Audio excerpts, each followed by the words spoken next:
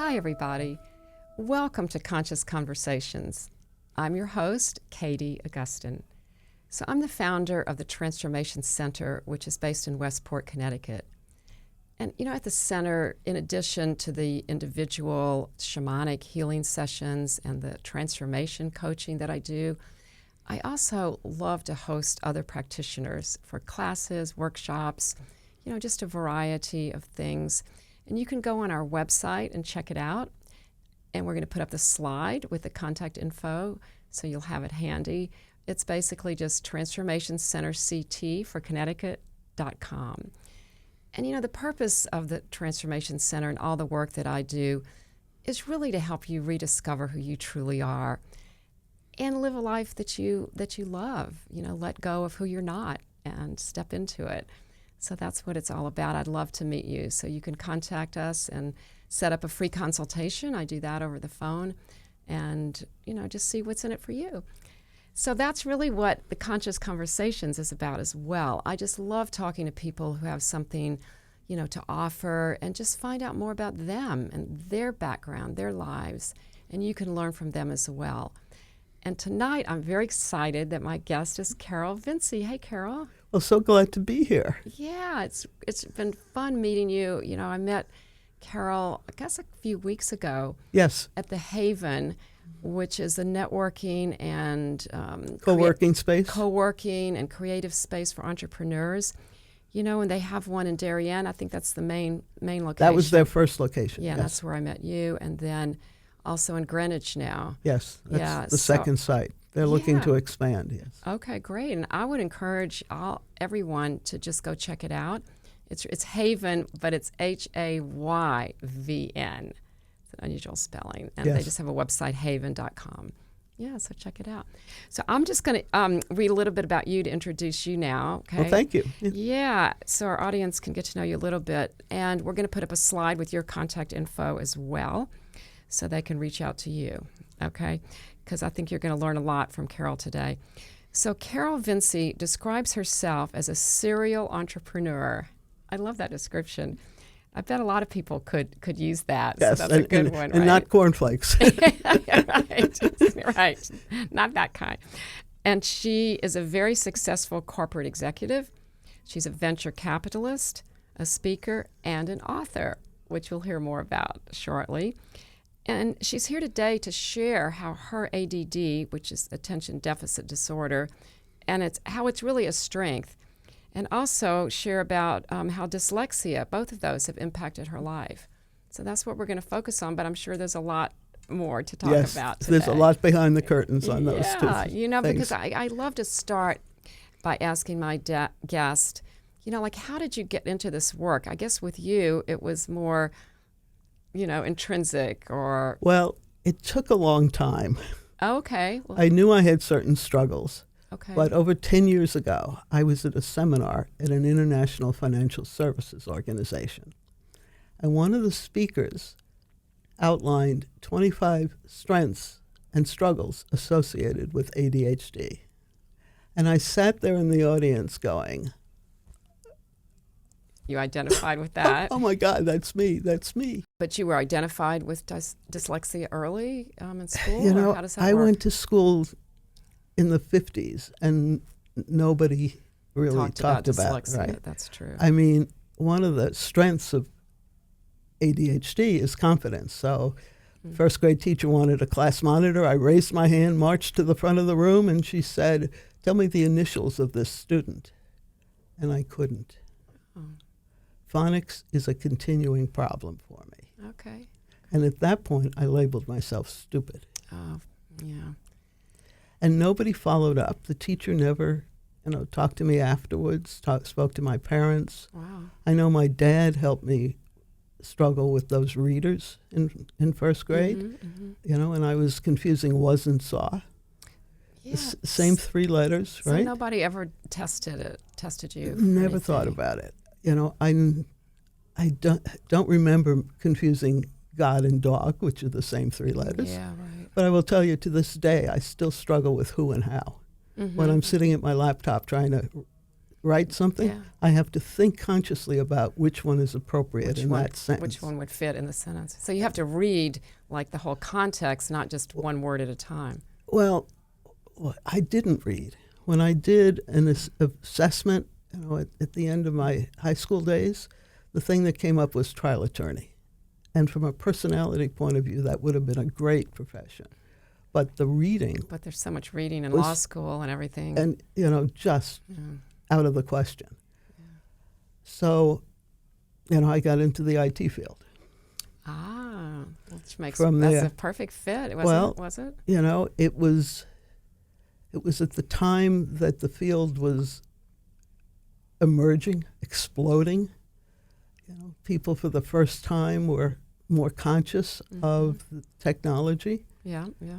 And the company I was fortunate enough to work for had the strategy of not hiring from the outside at the time. So they were building their leadership team by throwing as much at us as we could absorb.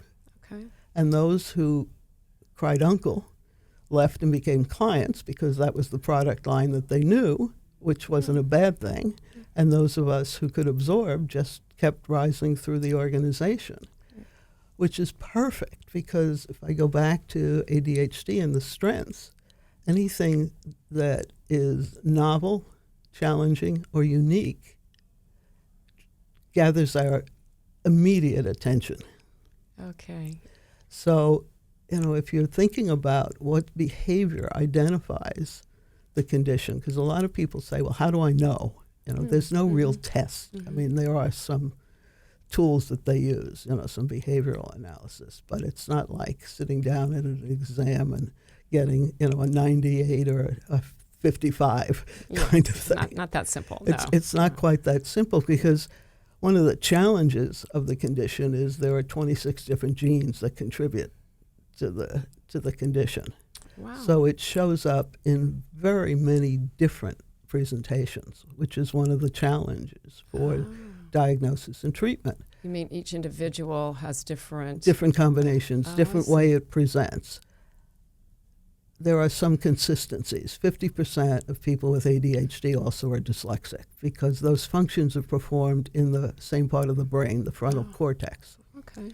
And technology, which some people find offensive, has helped me tremendously because now books are available on CDs and audio versions, and I read, and I put that in quotes, 60 books a year. Wow. Yeah, that's a lot. By listening. By listening, yes. And there are many people who probably can't say they've read 60 books in their lifetime. Well, yeah, right? well. But that's because the other thing about me is I'm ravenously curious. Yeah, well, like you said, I think what comes with, in my experience working with students, what comes with ADHD and dyslexia is high intelligence. Yes, I hesitate to say that because sometimes it sounds standoffish, but those of us who survive are more intelligent because we have to work. It's like putting a square peg in a round hole. The world is not built for us. Yeah. So you got to work a lot harder. So we have to work harder. We have to use our creativity and imagination to find solutions for something that does not accommodate us. I mean, people don't know what a phone booth is anymore, but think about a left-handed person in a phone booth where, they have the receiver in their left hand, the coins are in their left pocket, and how do you reach around to drop a coin in the side, and then you drop them, and that's what it's like. Yeah. Okay. It's just like, you have to compensate for things that you didn't even know you needed. Right, exactly. Yeah. Exactly. Interesting. So the opportunity to excel in an environment that used my strengths masked the struggles. Yeah, that's really, that's what all the research is showing because, like I said, I worked with students who were what we called twice exceptional in those days because I worked in the gifted education. Yes. And it's all about, taking the kids and not only remediating for their weaknesses, but allowing them to develop even more their strengths and to focus on, because then they enjoy learning, they enjoy school. Absolutely. Right? And there are some new school systems now that accommodate that. They allow students to work independently so that they could excel at a rate that they are capable of. They can work in a team, which builds that cooperation and support for each other. And the teachers roam through the classroom answering questions as opposed to standing at the front going through a fixed lesson plan, whether it's appropriate or not for the student in front of them. Yeah. So it's really adorable because there's a school up in my area that is funded by the Archdiocese of New York that started with preschool, and now it goes from preschool to fourth grade, and they've tripled in the last 3 years of operation. So people are starting to understand and appreciate what we need. Yeah, and build the awareness and the recognition that it's not, quote, a problem. That's right. It's just a difference. It's a difference. It's a different way of thinking. It's a different way of accommodating, finding your child's interests. Yeah. And I tell you what, that should be the case for all children. Yes. The ones who have the differences and the ones, they're all different. I mean, let's face it, we're all individuals. Right. And for somewhere along the line where schools got the idea that they had to, one size fits all type of thing. I know we're trying to get away from that, but it's not easy. Well, it's interesting. In some of the research that I did, the school system was designed a century and a half ago to create workers for the factory systems. Yeah. And there wasn't the opportunity to raise questions. I mean, you were given, responsible for the front right fender of a vehicle. And that's what you did for your entire work career. Right. It was basic information. Yeah. I mean, and now, there's a lot more opportunity for workers at every level to contribute their thoughts and suggestions for how the process might be improved, how injuries could be reduced. And that channel of feedback is the kind of thing that you really want to encourage. Yeah, the give and take. And what they say now is like problem solving is like a big focus of a lot of schools. Have the kids, like real world problems. Exactly. And how they would handle it or what they would do. And, use their creativity. Exactly. Which you said is a big part of children with ADHD. And there was a lot of, lazy, crazy, or stupid labels put on us because we wouldn't cooperate. And I found a study out of Australia that addressed the challenge of reading if you're struggling. And what they equated it to is think of being on an exercise bike, and it's at the level that is top that you can handle. And then raise that by order of 5. I mean, you couldn't even get one turn. But that's the way, and they've studied this scientifically, that's what equates to somebody who struggles with reading. And so taking advantage of the things that I mentioned with the, audible books. And there's an expression, up to the 3rd grade, you learn to read. After the 3rd grade, you read to learn. So if that gap isn't closed early in the school process, there's a limitation throughout your entire life. You miss a lot. Now, I've heard that statistic that if a child is not reading by the 3rd grade, then it's going to affect their whole school career. So they do have to be remediated or tested to find out maybe they do have dyslexia that was never identified. Right. And I don't personally like labels. But in some cases, they're important for the child to get what they need, the service that they need, right? Yes, there are a lot of people who say, I don't want a label.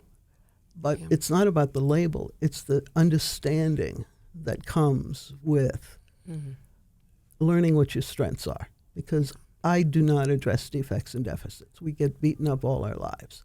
My focus completely is what are the strengths and superpowers, and then how do you position yourself in roles that highlight those strengths? Yeah. And that's magic.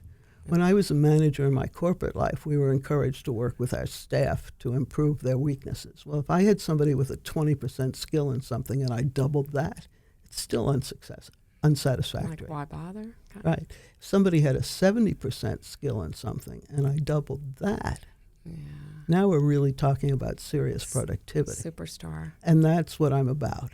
And my book, which is A Parent's Guide to Supporting Your ADD, ADHD Daughter, people say, well, what about my son? You're ignoring that. Well, the condition is gender neutral.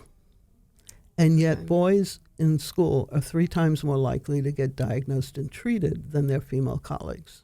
Why is that? Well, they're disruptive. Ah. The hyper, they don't want to sit still. They're raising their hand all the time because they're ahead of the class and they want to answer the question before the teacher even gets it out of their mouth sometimes. The eager beaver. Right. Well, let me back up for just 1 second. Sure. Can you give us a sense of the difference between ADD and ADHD? Well, if you've noticed, I've sat in this chair without moving, right? Okay. The H is hyper. Have the hyperactivity right. component. If I had ADHD, I'd be fidgeting. I wouldn't be able to sit still. So it's more of a physical? It is a physical display of the condition, which is why it's much easier to diagnose in the hyper versions. There are some females who are hyper. There are some males that are not. But in general, the condition is more evident in boys with their hyperactivity. Okay, that A friend of makes mine sense. says my hyper characteristic is my brain never stops. And that's where the serial entrepreneurship comes from, because I'm always off to something new. Mm-hmm. Okay, the next Next shiny shiny new object. Yes, and the downside of that sometimes is I talked about unique, challenging, and novel. Mm-hmm. Once I can see the light at the end of the tunnel, I'm off to the next task because there's no challenge left. The answer is obvious to me. Okay. And so do you have a hard time sticking with things? I have a hard time finishing things. Finishing things. And that's why when I work with business clients, I talk about having them add somebody to their staff that will do the detail work, the execution side. Okay. The guy who started 1-800-JUNK at the beginning immediately hired as his chief operating officer somebody who does all the detail. Yeah, well, that's true. It makes Because sense. he was never going to get on the phone to talk to a client or figure out, how many trucks needed to go out in the morning and how many staff members. It was never going to happen with him. Yeah, so you go with your strengths, like you said. He's Absolutely. the idea guy, right? He's the idea guy, and that company has been extremely successful, particularly during the pandemic. Right. Right, when the honey-do list included more than just the trash that the local garbage people would collect. Is it Junk Luggers? Is that them? Is that No, the company? it's 1-800-JUNK. So that's a company. And they franchised, and they're now in Canada and Australia. And people say, well, why Australia? Well, all of the material is in English. So they went to English-speaking countries. They went to English-speaking countries. Yeah. And it's a huge success, because the 20 years of collection in the garage or attic or basement, This is really interesting, Carol, because I'm just thinking of people that I work with. I'm very involved in the Rotary clubs in our area. And, some people are idea people. Yes. And there's a tendency for other people to want them to then follow through. And now I'm getting the sense that that's kind of futile. Yes. Because we need the idea people, and we need, like you said, the people who can execute the ideas. Absolutely. And follow through, and then do the follow-up and the research and all that. Yes. So thank you. This is really helpful. Well, there is no leverage in a solopreneur business because you can't do all of it. You will not be good at all tasks. But that's kind of what we are, is solopreneurs and all the people Well, in I have, Haven. when I did my book, Yeah. I had a couple of editors, right? I had somebody work with me on, the formatting. Exactly. It was never going to appear if it all depended on me. You had to do everything. Right. Right, which is why I get people to help me with marketing if I needed that. Yes, exactly. So let's talk about the book. So let's just hold it up for the camera, maybe like in front of your face a little bit, kind of next to you. Yeah. There we go. So your amazing itty bitty book. That's the publisher, because I did not self-publish. And then it's a parent's guide to supporting your ADD, ADHD daughter. Okay. And their format is 15 chapters, 2 pages a chapter. It looks really readable. Yeah, it is readable. Like a quick read. And what that forced me to do was to really focus on what were the key points I wanted to make. And it goes from early indicators, because I was still in my crib, and I would pound on the railing at 5:30 in the morning saying, I cry more, because I was done with this dull, boring, repetitive activity known as sleep. And to this day, my normal wake-up time is still 5:30 in the morning. Really? So that's the case, right? But people with ADD don't need as much sleep? Is that We don't true? need as much sleep, but Okay. the majority of us are night owls, which says they go to bed at 2 in the morning and then have trouble conforming to the work schedule. Okay. Well, wait. So you're talking about girls and speaking Yes. to parents about their Yes. daughters. Is there a correlation between the parents and the children It with is ADHD? genetic. It is. You That's what I'm asking. you can't catch it. So it is genetic. Somebody in the household, if not immediately, sometimes it skips a generation, Interesting. but it is genetic. And sometimes, because of what you said, that nobody wants a label, it's hard for the adult to recognize it. And that's why I take through the whole life cycle, because we need support throughout our entire life with this.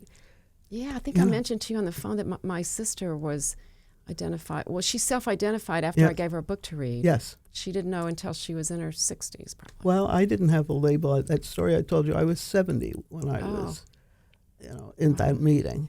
And think of all the years of, masking for the week, and then on the weekend just collapsing and recharging. Toll, yeah. So, it impacted a lot of my social engagements because, it was, I needed that to recharge my batteries. Have the energy, and also your health, because you've had some health issues too. Yeah. So, it was, and the way I've managed mine was exercise and nutrition. Those are key. Compared to illegal drugs and alcohol, because we have a limited supply of dopamine, and the brain demands satisfaction. So do a lot of people with ADD turn to that? Yes. I didn't know that. Yes. Eating disorders for women, suicide between the age of 12 and 20 is 5 times higher in the ADHD population than in the normal population. And as I said, it takes you through the life. So, we need support from, everyone. Every step of the way. Every step of the way. We're going to fail, but we need to have home as a comfortable place where we're welcome and we can, recharge. So this is why this is so important that you're addressing this to parents. Yes. And is it all ages? Is that? Yes. It goes from early indicators all the way through the end of life. Okay. I mean, it talks about roots and wings. Yeah. That, establishing the values that, the family wants, but allowing the person to choose their own path and be supportive of that. Well, that's just good parenting, period. I know. But sometimes the pressure to be in the family business is overwhelming.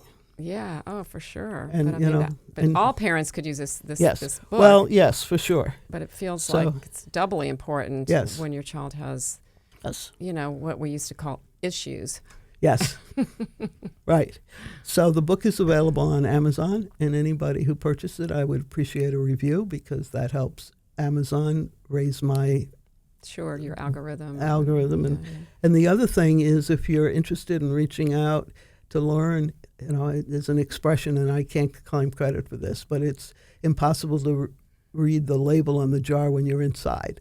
So if you need some help at, figuring out what are your strengths, if you reach out to me, I have a 1-sheet questionnaire that will help you identify if it might be something you want to pursue. Oh, that's a great idea. Just like a little cheat sheet to get you started. Yes.